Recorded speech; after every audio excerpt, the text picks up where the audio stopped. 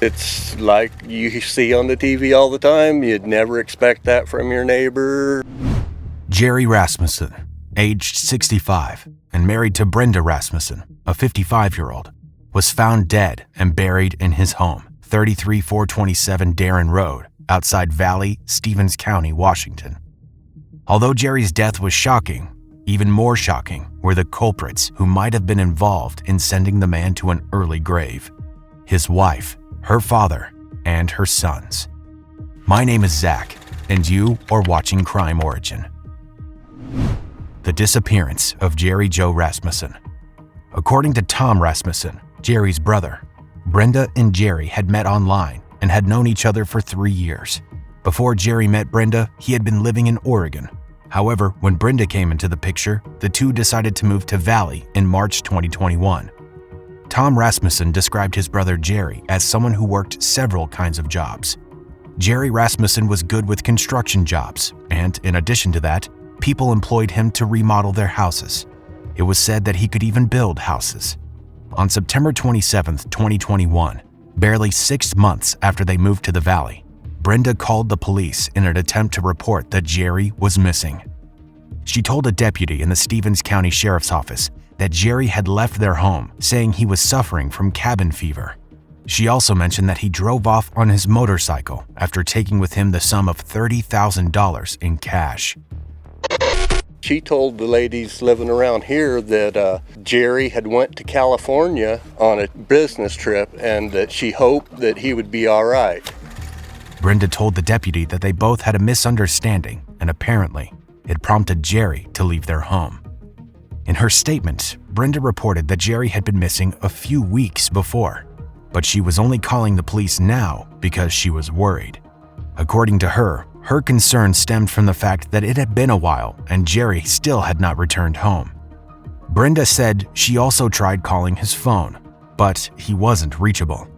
In response to Brenda's call, the Stevens County Sheriff's Office informed the seemingly concerned wife that they could not file a missing person report because, judging from what she told them, it didn't appear like Jerry was in danger, especially considering the fact that he had left the house of his own volition. According to Brenda, there was an alleged misunderstanding, but it seemed like no other person in the family knew about it. Jerry's brother, Tom, said he could have vouched that the couple liked each other since they did everything together. And so, he was surprised when he learned that they both had a misunderstanding regarding a fence.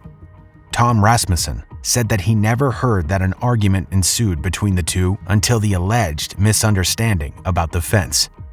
On the other hand, neighbors came out to say that it was impossible for Jerry to just up and leave, since he had never done that. They said that he rarely went anywhere if Brenda wasn't going with him, and that they never heard raised voices in some form of argument coming from their house. Eric Rasmussen, one of Jerry's sons, also added that his father hardly ever left Brenda to herself for a long time, especially because she didn't know how to drive, nor did she have a driver's license. Eric also said that he had visited his dad and Brenda a month before Brenda tried to file a missing persons report. According to him, things seemed to be going well for the couple, and when he went back to his home in California, he still kept in touch with his father. Well, he did until Labor Day weekend, which turned out to be the genesis of the period in which his father became unreachable. Eric said that he began to call the house phone, but Brenda would always answer. And if he told her that he wanted to speak to his father, Brenda's response would be that Jerry was busy, so he couldn't reach the phone. Smelling something fishy and also growing concerned about his father, Eric flew down to Washington and then drove to his father's property outside Valley on September 28th. Shortly after he got to Valley, Eric went down to the Tooele Police Department to file a missing person report. He told the authorities that the events surrounding the disappearance of his father were suspicious, so he was allowed to fill out a missing person report. Last fall, Jerry's biological son drove up to the town of Valley to help with the search. He told detectives the whole situation didn't add up. After his visit to the police, Eric decided to stay with Brenda and her 2 sons, Danny Jones and Andrew Jones, in his father's house.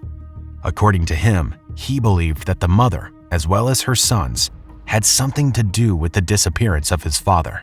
Eric revealed that he had been intensely questioning Andrew Jones one time, and the latter fainted in the driveway. And although it seems like Eric had everything under control, he also revealed that he feared for his life while he laid under the same roof with Brenda and her sons. Police reports investigation. While looking into the case of Jerry's disappearance, the police discovered that Brenda had purchased a newly built shed on September 1st, 2021. When asked the reason for purchasing a shed, Brenda's son, Danny Jones, had told the police that he had gifted it as a present to Jerry and his mom to show that he was grateful for the efforts they put in when he was looking to buy a house. However, Eric, as well as Brenda's neighbors, countered Danny's statement, saying that Jerry would have built the shed himself instead since he was a carpenter. After the shed came in, Brenda placed it on a concrete pad in their backyard. In addition to this suspicious piece of information, the police also recorded that following day, September 2nd, 2021, Brenda's father, Daniel Tavaglione, flew into town. According to Brenda and her sons, Tavaglione's reason for showing up was so he could pay Jerry the loan he had owed Jerry for some years. However, Eric Rasmussen refuted this claim. Eric said that he remembered the last time Tavaglione and his father spoke about the loan. He said his father had become frustrated since Tavaglione was taking too long to pay him back, so he told him to never set foot in his home again. On September 8th, 2021, things got even more complicated because Danny Jones drove Tavaglione to Las Vegas in Jerry's green pickup truck. From Las Vegas, Tavaglione boarded a plane home to California. During the police investigation, Danny told the police that he had remained by himself after he drove his grandfather to Las Vegas. However, the police reports which were obtained from monitoring the surveillance cameras at the same time showed that Danny had not remained by himself. He was spotted with his brother, Andrew, in a hotel. In addition, the housekeeping staff at the hotel informed the police of a jacket that Danny had forgotten in the hotel room. According to the housekeeping staff, the jacket contained about 6 loaded .45 caliber Glock magazines. The reason for the meeting between Andrew and Danny was not disclosed, but afterward, Danny drove Andrew back to their home in Valley. On September 19, 2021, Danny bought a van. According to the police reports, just 2 days after the van was registered, it was spotted on a license plate reader in Las Vegas and was heading south towards California. In the same report, it was also recorded that a sum of $2,000 was wired into Brenda's and Andrew's accounts from Danny. They had taken a trip to Huntington Beach in California at the time. The suspicious thing, however, was that during the police investigation, none of the three mentioned any of these to the police. The police found some oil stains at the back of the van, so it was believed that Brenda and her sons had probably put Jerry's motorcycle in the van and were taking it somewhere unfamiliar to either hide, sell, or destroy. The search. According to court documents, less than a month after Jerry went missing, Brenda and her sons took off and stopped talking to authorities. On October 1st, 2021, Brenda and her sons made a run for it after Jerry's son Eric and the authorities started to realize that all three of them kept giving contradicting statements. On October 8th, 2021, the police issued a search warrant to search the Rasmussen house. On November 5th, 2021, some detectives interviewed Brenda's ex-husband, who told them that Brenda was running because she was scared of the Hells Angels. He also said that whenever they talked over the phone in the past, Brenda would wait until Jerry was away because Jerry wouldn't let her if he knew. Months before Jerry's disappearance, Brenda's ex-husband said he had asked her if she was happy in her marriage, and she told him she wasn't. But then she couldn't leave because it wasn't so simple. Having known this, the police realized that Brenda had again lied to them because during her interview, she said that she and Jerry were happy together. On November 12, 2021, human remains detection dogs were taken into the Rasmussen house, and the outcome of this caused them to suspect that something probably lay underneath the new shed. On December 1, 2021, another warrant was issued so the shed could be removed. During the excavation, the police first found a layer of aluminum foil just under the first layer of gravel.